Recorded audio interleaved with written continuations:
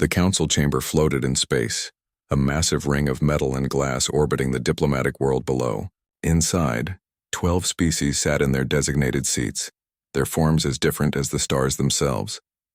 Some had scales, others had fur, and a few existed as clouds of luminous gas contained in specialized suits. They had gathered here today for one purpose: to decide what to do about the humans. Ambassador Minji Choi stood in the center of the chamber, her hands clasped behind her back. She wore the simple blue uniform of Earth's diplomatic corps, and her face showed no emotion. She had known this day might come.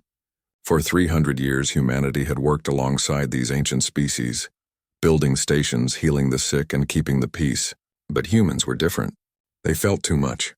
They cared too much. And today, that difference had become a problem. The head counselor, a tall being with 6 eyes and skin like polished stone, spoke in a voice that echoed through the chamber. Ambassador Choi, humanity stands accused of violating the non-interference doctrine. 6 months ago, a plague struck the Vrin colony on Theta 7. The council ordered a complete quarantine.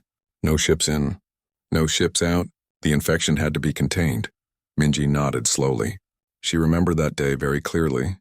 But humanity defied this order, the counselor continued. Your medical ships entered the quarantine zone. Your doctors treated the infected. Your engineers built emergency hospitals. You saved 847,000 Vrin lives. He paused, and in doing so you risked spreading the plague across 6 sectors. The plague did not spread, Minji said quietly. That is not the point. Another counselor rose, her crystalline form flashing with anger.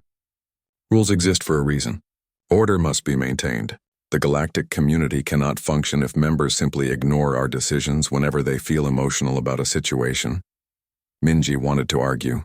She wanted to tell them that 800,000 lives mattered more than their rules. She wanted to remind them that the plague had been contained precisely because human doctors understood both the disease and the fear. But she had learned long ago that these beings did not think the way humans did. They saw the universe in terms of order and chaos, rules and violations. Compassion was not a factor in their equations. Captain Jiwon Park watched from the observation gallery above. He commanded the human vessel Silent Exodus, a diplomatic ship that had been waiting outside the station for 3 days. He had a bad feeling about this meeting. The other human observers sitting near him wore similar expressions of worry. They all knew what was coming. The vote began. One by one, the counselors indicated their decision. Blue light meant humans could stay. Red light meant banishment. The first light glowed red. Then another. And another. Jiwon counted them as they appeared. 3 blue lights flickered hopefully in the darkness, but 9 red lights blazed like angry stars. The head counselor stood once more. The decision is made. Humanity is hereby expelled from the galactic community. You have 6 standard months to remove all personnel, close all outposts, and withdraw from all joint ventures. After that time, human vessels will not be permitted in community space. The chamber fell silent. Everyone waited for the human response. Would they argue? Would they threaten? Would they refuse to leave? Humans were known for their emotions, after all. Surely they would react with anger or desperation. Ambassador Minji Choi simply bowed her head slightly. We understand, she said. We will comply. The counselors seemed surprised by this. They had expected drama. Instead, they got quiet acceptance. Minji turned and walked toward the exit, her footsteps echoing in the vast chamber. The other human observers rose and followed her. No one said a word. Captain Park met Minji at the docking bay. Ambassador, he said softly. What are your orders? Minji looked out at the stars through the transparent walls. Somewhere out there, human doctors were saving lives. Human engineers were keeping stations running. Human teachers were helping young aliens learn. Human merchants were moving goods across impossible distances. All of that would have to stop. Contact every human outpost, she said. Every ship, every station, every individual. Tell them we have 6 months to leave. No protests, no delays. We will depart with dignity. And after we're gone? Park asked. Minji smiled sadly. After we're gone, they will learn what we were worth. Over the next few days, the message spread across the galaxy. Humans began to pack. In the medical facilities, Dr. Haijin Lee supervised the transfer of 17 hospitals to alien staff. She spent long hours training the doctors who would replace her team, showing them how the equipment worked. explaining the supply chains, teaching them the protocols that kept everything running smoothly. This machine monitors 40 different life signs, she explained to a tall avian doctor. You must check the filters every week. The suppliers are listed here. The maintenance schedule is programmed in, but you should also know how to do manual repairs. She paused. Do you understand all of this? The avian doctor nodded, though his eyes showed uncertainty. Yes, I believe so. Yejin handed him a datapad containing hundreds of pages of documentation. Everything is in here. If you have questions after we leave, you can reference this. She did not say what she was thinking, that reading instructions was not the same as having experience. Commander Daeho Kim oversaw the shutdown of engineering operations at Galactic Hub 7. The massive station served as a junction point for 12 trade routes. Human engineers had designed half of its systems and maintained most of the rest. Daeho watched as his team carefully documented everything, creating guides and manuals for the alien engineers who would take over. Sir, one of his engineers said, the power coupling on level 40 is unstable. It needs a complete rebuild, but that will take 3 weeks. Daeho checked the calendar. They had 5 weeks left. Do a temporary fix. Reinforce it as best you can. Leave detailed instructions for a full repair. The engineer looked worried. A temporary fix might last 6 months. Maybe a year if they're lucky. Then we hope they're lucky, Daeho said. We can only do what we can do. Across the galaxy, similar scenes played out. Humans finished their work, trained their replacements, and prepared to leave. Some aliens seemed happy to see them go. Others expressed confusion. A few even thanked them. On Theta 7, the Vryn colony that humans had saved from plague, an elder stood watching as the last human medical ship prepared to depart. Tears ran down his scaled face. Around him, thousands of Vryn who owed their lives to human doctors stood in silence. They saved us, the elder whispered. And this is how we repay them. Exactly 6 months after the Council's vote, the last human vessel crossed the boundary out of galactic community space. Captain Park sat on the bridge of the silent exodus, looking back at the galaxy they were leaving behind. All human vessels are accounted for, his officer reported. We're going home. Park nodded. Behind them, stations went dark. Workshops fell silent. Hospital beds sat empty. The humans were gone. And in the quiet they left behind, something began to break. Engineer Sunho An stood in the central control room of Hypergate Junction, staring at the systems he had spent 15 years building and maintaining. The junction was one of the most important stations in the galaxy, a massive structure where 3 major trade routes met. Ships from hundreds of worlds passed through here every day. Without the junction, those routes would take months longer to travel. With it, the journey took hours. Sunho had designed 60% of the systems in this room. The other 40% he had rebuilt to work better. He knew every wire, every circuit, every backup system. He could diagnose problems by sound alone. Once he had fixed a critical failure while half asleep, his hands working from muscle memory. Now he had to leave it all behind. The replacement team is here, his assistant said, gesturing to the group of alien engineers waiting nervously by the door. There were 5 of them, representing 3 different species. They all held datapads and looked very serious. Sunho smiled at them, though he felt sadness in his chest. Welcome. Let me show you how everything works. For the next 2 weeks, Sunho barely slept. He walked the replacement team through every system, every procedure, every trick he had learned over 15 years. He created detailed manuals. He recorded video guides. He programmed diagnostic tools that would help them identify problems. But he knew it was not enough. Operating complex systems required more than knowledge. It required intuition, experience, and the ability to see how everything connected together. These engineers were smart and capable, but they had not lived and breathed these systems the way Sunho had. On his last day, the head of the replacement team, a being named Vex with 4 arms and green scales, shook Sunho's hand. Thank you for all your help. We will take good care of the junction. Sunho nodded. The power couplings on levels 40 through 43 are temperamental. Check them daily. The instructions are in Section 7 of the manual. We will, Vex promised, and the backup generators need to cycle every 72 hours, or they build up residual charge. That is in Section 12. Yes, we have read it. Sunho wanted to say more. He wanted to tell Vex about the 100 small things that were not in any manual, the little adjustments and observations that kept everything running perfectly. but he could see that Vex was already overwhelmed. So Sunho just smiled. "Good luck," he said, and walked away. On the medical station orbiting Talos Prime, Dr. Yuna Han packed up her research. She had spent 8 years studying the Lumina, a rare species of beings who communicated through patterns of light. The work was delicate and important. The Lumina were dying out, and Yuna believed she was close to understanding why. Her replacement, Dr. Gorth, stood watching her pack. He was a tall being with feathers and intelligent eyes. "Will you take your research with you?" he asked. Yuna shook her head. "No, it belongs here. I'm giving you all my data, all my notes, all my samples. Everything I learned is yours." She handed him a storage device containing 8 years of work. Gorth held it carefully as if it were made of glass. "This is very generous." "The Lumina need help," Yuna said simply. "It does not matter who helps them as long as someone does." But as she walked away, Yuna felt a deep worry. Her research was only part of the picture. The real knowledge was in her head, in the connections she had made, in the intuitive leaps that came from years of observation. That could not be handed over on a storage device. On Harmony Point, a station where dozens of species lived and worked together, Corporal Taejin Ryu completed his final security check. He had been assigned here for 6 years, keeping the peace in a place where cultural misunderstandings could easily spark conflicts. Taejin had learned to read body language across 20 different species. He knew when the Karathi were about to lose their tempers. He understood the subtle signs of discomfort in the Brelin. He could sense tension before it erupted into violence. It was not something he had been taught. It was something he had learned through experience and careful attention. His replacement was a young Karathi officer named Threx. Threx was enthusiastic and well-trained, but he did not have Taejin's instincts.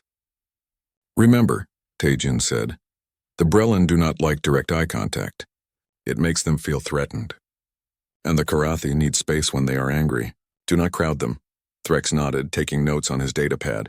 "I understand." Taejin hoped that was true. As he walked to his ship for the last time, residents of Harmony Point came out to say goodbye. Some thanked him. Some gave him small gifts. A few cried. Taejin tried to smile, but his heart was heavy. Captain Summon Kwan sat in the cargo hold of her small trading vessel, looking at the empty spaces where goods used to be. She had run a successful business for 20 years, moving cargo between the outer rim territories and the core worlds. Her routes were efficient, her prices were fair, and her reputation was excellent. But now those routes would not exist. Human trading vessels moved 40% of all cargo in the galaxy. They connected markets, delivered supplies, and kept commerce flowing. When they left, those connections would break. Summon sent messages to all her regular clients apologizing for the canceled contracts. Most understood. Some were angry. A few begged her to stay. But the law was clear. Humans had to leave. As her ship passed through the outer markers of community space for the last time, Soman looked back at the stars. Somewhere out there, merchants were scrambling to find new suppliers. Supply chains were breaking. Prices were rising. But that was no longer her problem. All across the galaxy, humans departed. Scientists abandoned their research. Teachers left their students. Builders left their projects unfinished. Every human did their best to transfer knowledge and train replacements, but some things could not be transferred. Some knowledge existed only in the doing. On the Vryn colony of Theta 7, Elder Mirren walked through the hospital that humans had built during the plague. The equipment was still there. The medicine was still there. But the human doctors who had known how to use it all together were gone. A young Vryn doctor approached him. "Elder, we are struggling. The humans left us manuals and instructions. But there is so much we do not understand. How did they make it all look so easy?" Myron put a gentle hand on the young doctor's shoulder. They made it look easy because they had done it for so long. Experience cannot be taught in a few weeks. What will we do? Myron looked around at the hospital, at the equipment, at the systems that humans had left behind. We will learn. We will make mistakes, and we will wish we had not driven them away. In Earth's orbit, the human fleet gathered. Hundreds of vessels, from massive colony ships to small personal craft, assembled for the journey home. They had come from every corner of the galaxy, and now they were returning together. Ambassador Minji Choi stood on the bridge of the silent exodus, watching the fleet organize itself. Captain Jiwon Park stood beside her. "All vessels are accounted for," Park reported. "We are ready to proceed to Earth." Minji nodded. Take us home, Captain. As the fleet began to move, Minji thought about what they were leaving behind. All those years of work, all those friendships, all those lives saved and problems solved. It seemed like such a waste. Do you think they will miss us? Park asked quietly. Minji looked at him. Eventually. But by then, it might be too late. The human fleet jumped to faster than light speed and the stars blurred around them. Behind them, the galaxy grew quiet. Workstations sat empty. Maintenance schedules were missed. Small problems, the kind that humans would have fixed before anyone noticed, began to pile up. On Hypergate Junction, Engineer Vex sat in the control room that used to belong to Sunho. Everything seemed fine. The systems were running normally. The trade routes were clear. But Vex felt a strange unease, as if he was forgetting something important. He pulled up the manual Sunho had created and started reading Section 7, the part about the power couplings. It all made sense on the screen. But Vex had never actually repaired a power coupling before. He had only read about it. Vex pushed the worry away. Everything was fine. The systems were working. He would learn as he went, just like the humans had. He did not notice the small warning light that had begun to blink on Console 42. It was a minor alert, the kind that Sunho would have investigated immediately. But Vex did not see it. He was too busy reading the manual, trying to understand what 15 years of experience had made instinctive for Sunho. The warning light continued to blink, ignored and alone in the darkness. 3 months had passed since the last human vessel crossed the boundary out of galactic community space. On Hypergate Junction, Engineer Vex was having the worst day of his career. The warning light he had not noticed 3 months ago had grown into a serious problem. Now the entire level 40 power coupling system was failing, and he did not know how to fix it. How long until the backup systems fail? Vex asked his team, trying to keep the panic out of his voice. 6 hours, replied one of his engineers, a young Karathi named Ren. Maybe 7 if we are lucky. And how long will repairs take? Ren looked at his data pad, then at the complex maze of machinery before them. According to the human manual, a full repair should take 48 hours. But none of us have done this before. It could take longer. Vex felt a cold sensation in his stomach. The junction handled 3 major trade routes. If the power failed, hundreds of ships would be stranded in space, unable to use the gates. The delays would cost millions of credits and strand thousands of travelers. He pulled up the section of Sunho's manual that dealt with power coupling repairs. The instructions were clear and detailed. But reading about repairs was very different from actually doing them. Sunho had performed this procedure dozens of times. His hands had known what to do without thinking. Vex and his team were starting from nothing. Begin the repairs, Vex ordered. Work as fast as you can. As his team scrambled to follow the manual's instructions, Vex sent out a message to all incoming ships, warning them of possible delays. Within minutes, angry responses flooded back. Merchants who had deadlines to meet.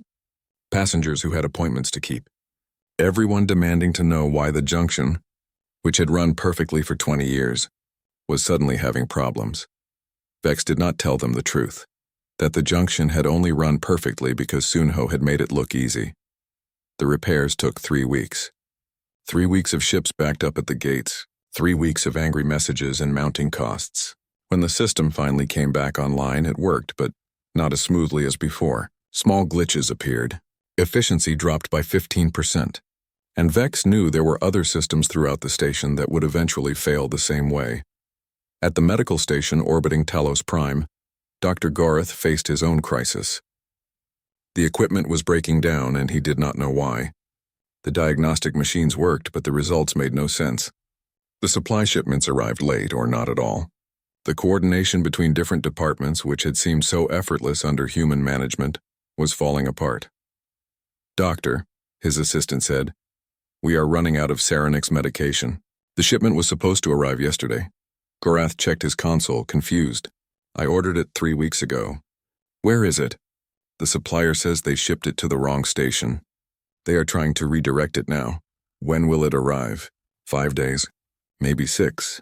Gorath felt frustration rising in his chest. We have patients who need that medication now. 5 days is too long. His assistant looked helpless. I am sorry, doctor. I do not know what else to do. Gorath sat down heavily in his chair. Dr. Yuna had managed 17 medical facilities at once. She had kept track of supplies, equipment maintenance, staff schedules, and patient care across 4 sectors. Gorath could barely manage one station. How had she done it? The manuals explained the procedures, but they did not explain how to see the whole picture at once. How to anticipate problems before they became critical. He pulled up Yuna's research on the Lumina, hoping to make progress where she had left off. The data was all there, carefully organized and documented. But looking at the data, Gorath realized he did not understand Yuna's logic. She had made leaps of intuition that were not explained in her notes. She had seen patterns that were not obvious to him. The Lumina continued to die, and Gorath did not know how to save them. On Harmony Point, Officer Threx was learning that keeping peace was harder than he had thought. Without Tyjan's instincts for reading people, small misunderstandings were escalating into arguments. Arguments were turning into fights. The station's atmosphere, once peaceful and friendly, was growing tense. A Brellan merchant had accused a Karathi trader of cheating. The Karathi, insulted, had responded with aggressive posturing. Threx had tried to intervene, but he had made the situation worse by standing too close to the Karathi, crowding him. The argument had turned into a physical fight that required 6 officers to break up. Threx filed his report, feeling frustrated. Tajian had told him the Karathi needed space when angry. Threx had remembered, but in the moment he had forgotten. Knowledge in your head was different from instinct in your body. The fights kept happening. The station's residents, who had lived peacefully for years, were starting to avoid each other. The delicate balance that Tajan had maintained with subtle adjustments and careful attention was breaking down. Throughout the galaxy, similar problems multiplied. Trade routes that had functioned smoothly for decades were experiencing delays. The human merchant vessels, which had moved 40% of all cargo, were gone.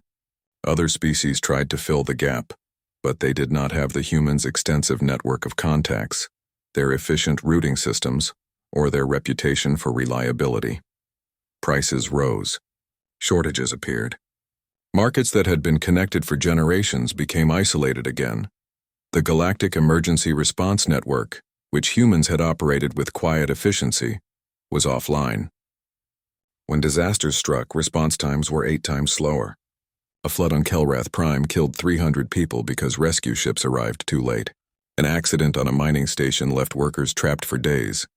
Help came eventually, but not fast enough. In the council chamber, Councillor Then reviewed reports with growing unease. He had voted to banish the humans, confident that the galaxy would adapt. Other species had managed before humans arrived. They would manage again, but the reports painted a different picture. Every system humans had touched was experiencing problems.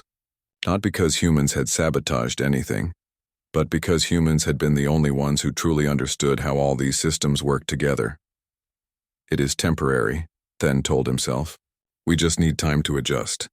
A fellow counselor, a being named Ilara, approached him. Have you seen the casualty reports from the Karathi-Brellan border dispute? Then had seen them. A minor territorial argument had escalated into open fighting. 34,000 beings were dead. Human mediators would have resolved the dispute in a few weeks, using their talent for understanding both sides and finding compromise. Without them, the conflict had exploded. The Karathi and Brellan have hated each other for centuries, Then said. This is not about the humans, really? Ilara asked. Then why did they coexist peacefully for the 200 years that humans were mediating their disputes? Then had no answer for that. On Theta 7, Elder Myron stood in the hospital's emergency room, watching doctors struggle with a case that would have been routine for the human staff. A patient was dying and they could not figure out why. The diagnostic equipment provided data, but the doctors did not know how to interpret it. The treatment protocols were in the manuals, but they did not know which protocol to use. The patient died while they were still reading the instructions. Myron felt anger and sadness mixing in his chest. The humans had saved 847,000 Vryn during the plague. They had worked without rest, without regard for their own safety, driven by nothing but the desire to help, and the council had punished them for it. Now Vryn were dying again, not from plague this time, but from lack of knowledge, lack of experience, lack of the humans who had made healthcare look so simple. Myron made a decision. He contacted other Vryn elders, leaders who felt the same anger and sadness. Together, they began to write a message to the Galactic Council. It was time to admit the truth. They had made a terrible mistake. But even as Myron wrote, he wondered if it was too late. Would the humans even respond after how they had been treated? On Earth, Ambassador Minji Choi sat in her office, watching news feeds from across the galaxy. The reports troubled her. People were dying. Systems were failing. The galaxy was breaking apart. Her assistant entered quietly. "Ambassador, we are receiving messages from the Galactic Council. They want to discuss reinstating humanity." Minji had been expecting this. What are they offering? They want us to return as contractors, to fix the problems and restore the systems. Do they mention the banishment? Do they apologize? The assistant shook his head. "No, Ambassador. They only say they need our help." Minji felt a cold anger. They had thrown humanity out for being too compassionate, too willing to break rules to save lives. Now they wanted humans to come back and fix everything. But they would not admit they had been wrong. "Delete the messages," Minji said quietly. "Earth's borders remain closed." "But Ambassador," her assistant protested, "people are dying." "I know," Minji said, and her voice was heavy with sadness. "But we cannot help people who do not value what we give. They must learn that lesson first." She looked out at the stars, at the galaxy that had rejected them. Somewhere out there, in the silence humans had left behind, that lesson was being taught. 6 months after humanity's departure, Hypergate Junction faced total collapse. The temporary repairs Vex had struggled to complete 3 months ago were failing again. This time the problem was worse. The backup systems were offline. The safety protocols were glitching, and a cascade failure was spreading through the entire station like a disease. Vex stood in the control room, watching red warning lights bloom across every console. His hands shook as he tried to input commands, following the emergency procedures from Sunho's manual. But the manual assumed certain systems would be working. Those systems were not working anymore. "How long?" he asked Ren, his voice barely a whisper. Ren checked the data, his face pale. "The main power grid will collapse in 4 hours. When that happens, everything stops. The gates, life support, everything. How many ships are in transit?" 200,000 beings are currently passing through junction space. If the gates fail while they are in the quantum tunnels, they will be trapped between dimensions. Vex felt his blood turn cold. Being trapped in a quantum tunnel meant death. A slow, horrible death as your atoms gradually lost coherence. It would take days, maybe weeks, for those people to die. "Send emergency broadcasts," Vex ordered. "Tell every ship to exit the tunnels immediately. Clear the junction." But it was too late for many. Ships were already deep in transit, too far to turn back. The best Vex could do was stop new ships from entering.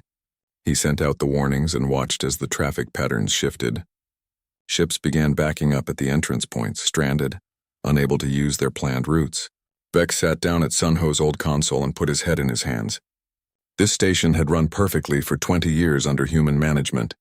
6 months after they left, it was dying, and he did not know how to save it. In the medical facilities across 4 sectors, Dr. Gorath watched the supply chain fall apart completely. The coordination system that Dr. Yuna had managed was gone. 17 hospitals were running out of critical supplies at the same time. Equipment was breaking down faster than it could be repaired, and patients were dying. Gorath stood in his office looking at the mortality statistics. In the 6 months since humans left, preventable deaths had increased by 400%. 400%. People who would have lived under human care were dying, because the system was broken. A message arrived from the hospital on Vryn Prime. They had lost 40 patients in 1 week due to equipment failures. The machines were old and no one knew how to maintain them properly. The human technicians had made it look easy, performing maintenance so smoothly that no one noticed it was happening. Now those technicians were gone and the machines were dying, along with the patients. Gorath tried to reach Dr. Yuna. He sent messages to Earth begging for help, asking questions about procedures he did not understand. All his messages went unanswered. Earth's borders were closed. The humans were not responding to anyone. He could not blame them, really. Why would they help the people who had thrown them out? On Harmony Point, the situation had gone from bad to critical. Officer Threx called for backup as another fight broke out between Karathi and Brellan residents. This was the 5th fight today.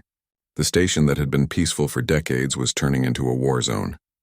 The fighting had started over something small. A Brellan merchant had accidentally bumped into a Karathi customer. The Karathi had taken it as an insult. Voices were raised. Others joined in. Within minutes, 24 beings were fighting in the market square. Threx and his officers tried to break up the fight, but they did not have Tejin's gift for de-escalation. They did not know the subtle cues that would calm each species. They used force instead, which only made things worse. By the time order was restored, 6 beings were seriously injured and dozens more had minor wounds. The market square was destroyed, and the station's residents looked at each other with fear and anger instead of friendship. The station administrator sent a desperate message to the Galactic Council, asking for help. Harmony Point needed experienced peacekeepers. It needed mediators who understood multiple cultures. It needed humans. But the humans were gone. In the council chamber, Counselor Then could no longer deny reality. The reports piled up on his desk, each one worse than the last. The Hypergate Junction crisis, the medical system collapse, the border war between the Karathi and Brellan, which had now killed 60,000 beings. Trade routes failing, emergency response times increasing, preventable deaths multiplying. Every system that humans had touched was breaking, and the galaxy was paying the price. Elder Mirren of the Vryn appeared before the council, his scales dull with grief and anger. He had requested this audience and the council had granted it. Now he stood in the center of the chamber, looking at the beings who had banished humanity. Counselors, Mirren began, his voice shaking with emotion, I come before you to speak about justice. 1 year ago, the humans saved my people from extinction. 847,000 Vryn live today because humans defied your orders.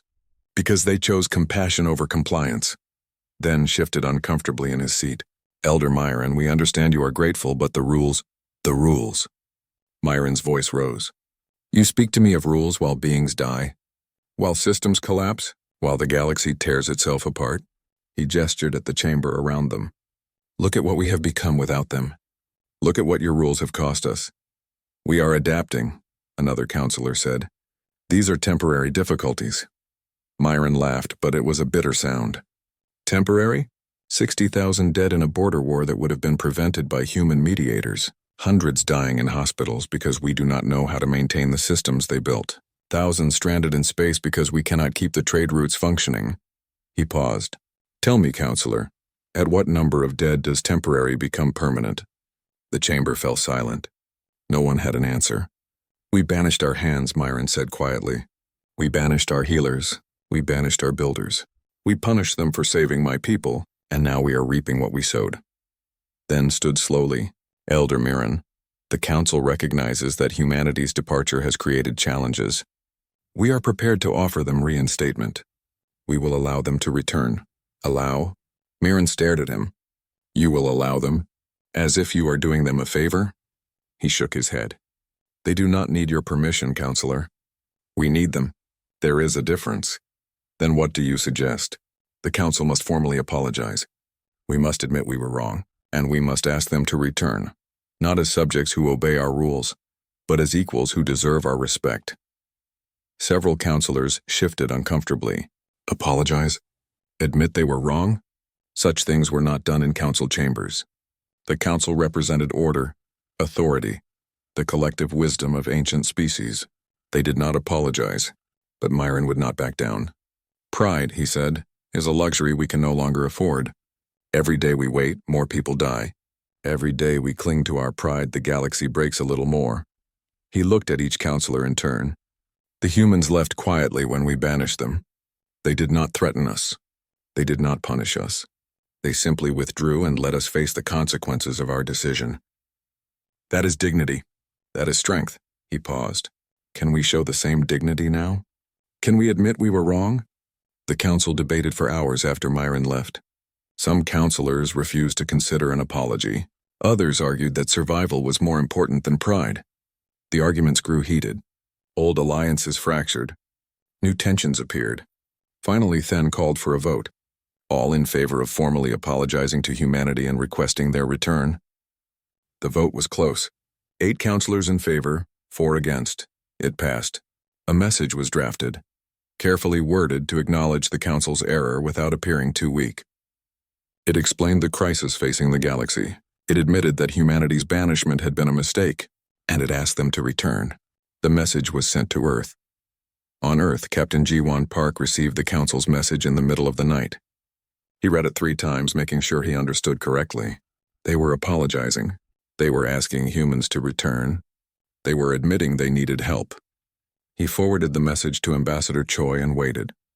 Minji read the message at dawn, standing by the window of her apartment watching the sunrise over Earth's ocean. The message was not perfect. The apology felt calculated rather than genuine, and the request for humans to return came with an assumption that humans would naturally help because that was what humans did. They were probably right about that. Humans did help. It was in their nature, but that did not mean Minji had to make it easy for them. She called a meeting of Earth's government. Representatives from every continent gathered to discuss the galaxy's request. The debate lasted for days. Some wanted to help immediately.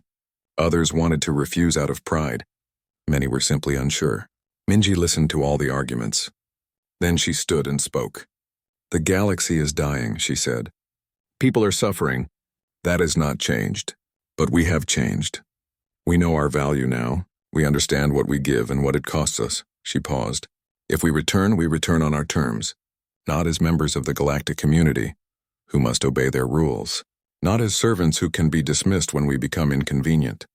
We return as equals." 1 year after the banishment, a small human vessel approached Hypergate Junction. Engineer Gina Song sat in the pilot's seat, looking at the massive station through the viewport. She had never seen it before, but she had studied its systems for months. Her teacher had been Sunho An himself, the engineer who had built most of the junction and then been forced to leave it behind. Gina was young, only 26 years old. She had been finishing her engineering degree when the banishment happened. She had watched her teachers and mentors pack up and return to Earth, their faces heavy with sadness and frustration. She had felt that same frustration. The galaxy had thrown humanity away like trash, but now things were different. The Council had apologized. They had admitted they needed humans, and humanity had agreed to help, but not the way they had before. Gina's communication system crackled to life. "Human vessel, this is Junction Control. We have been expecting you." Gina recognized the voice. Vex, the station administrator who had tried to replace Sunho. "Junction Control, this is Engineer Song, requesting permission to dock." Permission granted. "Bay 7, and Engineer Song, thank you for coming." There was genuine relief in Vex's voice. Gina felt a small satisfaction at that. They needed her. They needed humans. And this time everyone knew it. She brought her ship into Bay 7 and stepped out onto the station. Vex was waiting for her, along with his engineering team. They all looked exhausted, their faces showing the stress of trying to keep the station running with insufficient knowledge. Vex approached her, extending his hand in the human gesture of greeting he had learned from Sunho. "Engineer Song, we are very grateful you are here. The situation is critical." Gina shook his hand but did not smile. "Show me the damage." For the next 6 hours, Gina toured the station with Vex and his team. What she saw made her angry. Systems that Sunho had maintained perfectly were falling apart. Temporary fixes had been stacked on top of other temporary fixes. Warning signs had been ignored. Maintenance schedules had been missed. "Why did you not follow the maintenance protocols?" Gina asked, trying to keep her voice calm. Vex looked embarrassed. "We tried, but there were so many systems and we did not have enough trained personnel. We prioritized the most critical items." "Everything is critical," Gina said. "That is what Engineer On tried to teach you. The junction is a connected system. When one part fails, it affects everything else." She pulled up her data pad and began making notes. The repairs would take months, maybe longer, and it would cost the station a significant amount of credits. Humanity was not working for free anymore. "I will send you a contract," Gina said to Vex. "It will outline the repairs needed, the timeline, and the cost." Vex nodded quickly. "Whatever the cost, we will pay it. We just need the junction working again." Gina looked at him. "The cost will be high. Not just in credits, but in pride. You will have to admit that you cannot do this without us." Vex met her eyes. "We already know that, Engineer Song. This past year has been a painful lesson." Gina nodded. "Good. Then we can begin."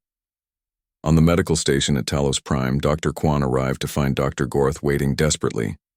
The tall, feathered doctor looked like he had not slept in days. "Dr. Kwan, thank you for coming," Gorath said, his voice shaking with relief. "The situation here is dire." Dr. Kwan was in her 50s, a veteran of decades of medical work across the galaxy.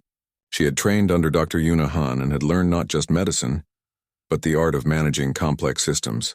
When Earth's government had asked for volunteers to return to the galaxy, Kwan had been one of the first to raise her hand, but she had conditions. Everyone going out had conditions now. "Dr. Gorath," Kwan said firmly, "before we begin, you need to understand something. I am not here as an employee of this station. I am here as an independent contractor. I will fix your systems, train your staff, and get this facility running properly. But I will do it on my terms, and you will pay the rates we have negotiated." Gorath nodded quickly. "Yes, of course. The Council has authorized whatever funding you need, and you will follow my instructions exactly. No shortcuts. No ignoring protocols because they seem unnecessary. If you want human expertise, you get human standards." "Yes, absolutely." Kwan studied him for a moment, then nodded. "Show me what you have been doing." As Gorath walked her through the hospital, Kwan saw the same pattern she had seen on Earth's reports. Well-meaning aliens trying to maintain systems they did not fully understand. They had the knowledge but not the intuition. They had the manuals but not the experience. "Where is Dr. Han's research on the Lumina?" Kwan asked. Gorath pulled up the data, relief showing on his face. "Here. I have been trying to continue her work, but I am struggling to understand her logic." Kwan looked at the data and smiled slightly. She understood Yuna's logic because she thought the same way. The leaps of intuition that seemed random to Gorath made perfect sense to Kwan. That was what humans brought to the galaxy. Not just knowledge, but a way of thinking that saw connections others missed. "I will need 3 months, Kwan said. 3 months to repair your systems, train your staff properly, and maybe make some progress on the Lumina research." 3 months, Gorath repeated. "We can manage 3 months, and after 3 months I leave. If you want me to return, you negotiate a new contract." Gorath hesitated. "You would leave even if the work is not finished." Kwan looked at him steadily. "Dr. Gorath, the work will never be finished. Medicine is an ongoing process. But what I can give you is the tools and training to continue without me. Whether you choose to use those tools properly is up to you." She did not say what she was thinking, that if they failed again, if they fell back into bad habits, they would have to pay even more for human help the next time. The galaxy was learning an expensive lesson about the value of expertise. On Harmony Point, Officer Dabin Cho stepped off his transport and looked around at the station that had once been peaceful. Now it looked tired and tense. Scorch marks from recent fires marred the walls. Residents hurried past each other without making eye contact. The atmosphere felt fragile, like glass about to break. Officer Threx met him at the docking bay. The young Karathi looked relieved and ashamed at the same time. "Officer Cho," Threx said, "I am glad you are here. The situation has gotten worse since we requested help." Dabin nodded. He had trained under Taijin Ryu and had learned the subtle art of peacekeeping in multi-species environments. He knew that keeping peace was not about force. It was about understanding, about reading the unspoken signals, about knowing when to intervene and when to step back. "Show me the current tensions," Dabin said. As Threx explained the situation, Dabin listened carefully. The problems were predictable. Without experienced mediators, small misunderstandings had grown into conflicts. Conflicts had grown into violence. Violence had created fear and separation. The station was coming apart. "It will take time to repair this," Dabin said. "Trust once broken is hard to rebuild." "How long?" Threx asked. "Months, maybe longer." Dabin looked at the young officer. "And it will require you and your team to learn. Really learn, not just read about it in manuals. You will have to develop instincts for this work." Threx nodded slowly. "Will you teach us?" "I will. But understand that this is a service. Humanity is providing expertise that the station needs. You will compensate us fairly, and you will respect the knowledge we share." Of course, Dabin wondered if Threx truly understood what had changed. Humans were not coming back as the helpful neighbors who did everything for free. They were coming back as professionals who knew their worth. The galaxy had to learn to value them properly. In the council chamber, Counselor Then watched reports of human teams spreading across the galaxy. Engineers at critical stations, doctors at failing hospitals, mediators at conflict zones. Everywhere humans went, problems began to improve, but it was not like before. Humans negotiated contracts, they set terms, they charged significant fees for their services, and they maintained their independence, refusing to rejoin the galactic community as full members. Some counselors grumbled about the cost. Some complained that humans were taking advantage of the situation, then listened to their complaints with growing frustration. "What did you expect?" he finally said during one heated debate. "We threw them out. We told them they were not wanted. And now we are surprised that they will not simply return to serve us?" The chamber fell quiet. "We are paying the price for our arrogance," then continued. "We assumed that we could dismiss them and then call them back whenever we needed them. We treated them as servants rather than partners." He looked at each counselor. "This is the price of that mistake." Elder Mirren, who had been invited to observe the session, nodded approvingly. "The price is fair," he said. "Humanity could have refused to help at all.